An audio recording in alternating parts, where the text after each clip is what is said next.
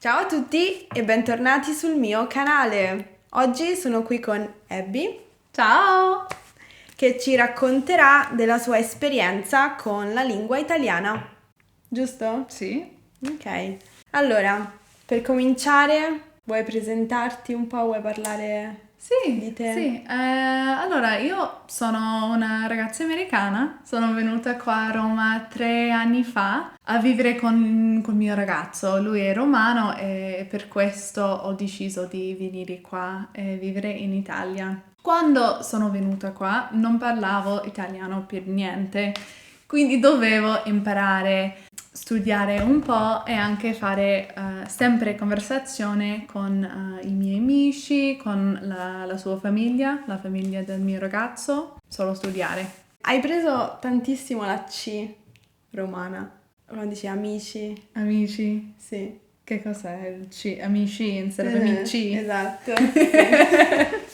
Qualcuno mi ha detto una settimana fa, tu hai un accento un po' napoletano. Napoletano. Ho No. detto, com'è possibile? No. No. Meno male. No. Allora, io ho preparato delle domande, Sempre preparata.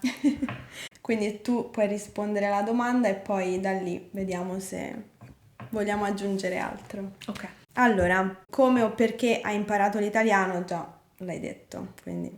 Qual è per te la cosa più facile da imparare in italiano? Per me la cosa più facile era sempre scrivere, leggere e fare tutto nel libro d'italiano, tipo un libro di grammatica.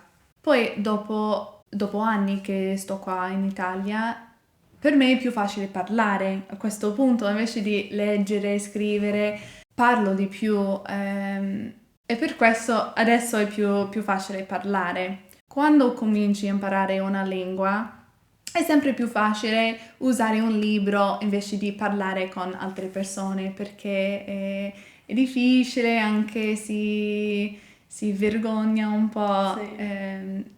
C'è E anche per un po' questo, di emozione, esatto. no? Sì. Quindi sì. Se pensi all'argomento magari di grammatica, per esempio, più facile che hai dovuto imparare in italiano, qual è? Il presente no, perché il presente No? ci sono tanti Ok. irregolari Sì, nel è presente. vero. Per me il passato Prossimo. prossimo. Il passato prossimo perché ci sono due verbi, avere e essere, e poi aggiungi anche un o attio, ittio, ettio alla fine del verbo. Quindi per me quello era sempre più facile. Forse perché lo senti tantissimo, Sì. visto che è il tempo Si usa passato spesso. più usato nella lingua parlata. Sì, Questo ti aiuta un sacco. esatto. Anche l'imperfetto è abbastanza facile usare, quindi Qual è invece la cosa più difficile? O l'argomento più sì, difficile? di grammatica sempre. Ma in realtà, come vuoi tu? Può essere grammatica o altre cose. Per me il congiuntivo è sempre la cosa più difficile. Io adesso ancora non lo capisco bene, quindi è ovvio che per me è difficile. Quindi congiuntivo, condizionale un po', sì, e poi è passato remoto, però. Va bene, sì. Interessante perché Sì? sì, perché noto degli argomenti che sono ricorrenti. Cioè, per molti studenti È questo. gli argomenti difficili sono sempre gli stessi. Secondo me hai ragione perché si usa di più il passato prossimo, l'imperfetto, anche il presente e poi condizionale, congiuntivo è un livello un po' più alto, il livello tipo intermediate invece di beginner, vero?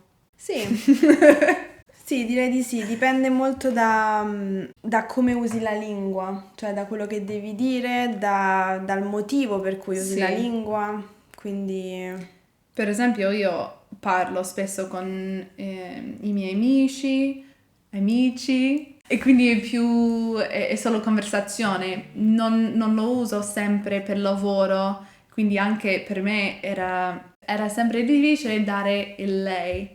del lei. Era sempre difficile dare del lei. Ma dare del lei può, diciamo, confondere un po'. Sì, per noi in inglese non c'è questa cosa, quindi non è che solo devi imparare la grammatica, però anche quando devi usarlo, quando le situazioni che è meglio dare da lei. Esattamente. Già ho imparato un po'. Allora, questo è interessante, cioè nel senso io sono molto interessata a sapere la tua risposta a questa domanda. Pensi che vivere nel paese aiuti molto con la lingua oppure in realtà dipende dalla persona? Sì, però anche dipende dalla persona, perché per me, quando stavo in America, anche quando ho fatto il mio Erasmus qua, stavo qua per 4 mesi, non avevo un motivo per studiare, non volevo studiare tanto, non volevo parlare per niente. Quando mi sono trasferita qua, dovevo imparare, dovevo parlare per forza, perché c'era sempre qualcuno che non parlava inglese e che per me questo era molto importante. Però è vero che anche dipende dalla persona, perché ci sono anche delle persone che vivono qua a Roma, in Italia, e non vogliono imparare, non vogliono parlare tanto. È facile se non vuoi imparare italiano, se non vuoi parlare, perché ci sono tanti posti in centro che si parlano solo inglese, si può fare tipo insegnante di inglese come me, quando non devi parlare italiano per forza. Esatto, puoi Eh, rimanere nella tua, diciamo, cerchia di amici Esatto. americani, spagnoli, quello che vuoi, no? Esatto, e tanti fanno così, ci sono tanti gruppi qua a Roma e anche in Italia con gli expat, escono tutti insieme, ci sono... Esatto. Esatto. E quindi non sentono neanche il bisogno di imparare la Esatto. lingua perché qualsiasi loro necessità è, diciamo, la trovano poi nel gruppo in cui si trovano. Sì. Quindi non perché dovrebbero imparare l'italiano. Esatto, e per me questo è importante, è trovare le persone italiane e cercare sempre di uscire con italiani, uscire con amici, anche se non sono di Roma, però quando devi parlare italiano, quando ti metti nella situazione che c'è bisogno, che devi... Non lo so, Devi fare per forza, Esatto. devi metterti in gioco. Perché è sempre difficile, Sì, non esatto. è divertente imparare una lingua, non è una cosa facile che si può fare, no. Così su Duolingo, 2 minuti a rispondere alle domande. No, purtroppo no, perché se fosse così facile saremmo tutti dei poliglotti. Esatto, Invece- magari. Invece no. Tu tra l'altro vivi in un quartiere in cui nessuno parla inglese perché non ci Quasi sono nessuno, turisti sì. qui. Quindi c'è anche, diciamo, una necessità a 360 gradi. Esatto, quando vado al supermercato, anche quando vado in palestra, io faccio yoga 3 volte a settimana, cioè non c'è inglese, quindi ho dovuto imparare tutte le parole di yoga, del corpo, è per questo che ho imparato un bel po' qua a Montesacro, il mio quartiere. Quale consiglio daresti a una persona che vuole imparare l'italiano? Secondo me, se vuoi imparare una lingua, veramente vuoi cominciare a parlare e non solo fare Duolingo, come l'hai detto, è importante trovare un insegnante o altrimenti se puoi trovare qualcuno con cui puoi parlare italiano su WhatsApp, anche un incontro, qualsiasi cosa, secondo me è meglio perché io ho provato sempre di usare un libro e per me non bastava, dovevo avere questo motivo e per me era sempre una persona o i miei amici o la famiglia di Edoardo, per me era sempre così. Quindi se puoi trovare un insegnante come Lucrezia o anche... No, ma è vero che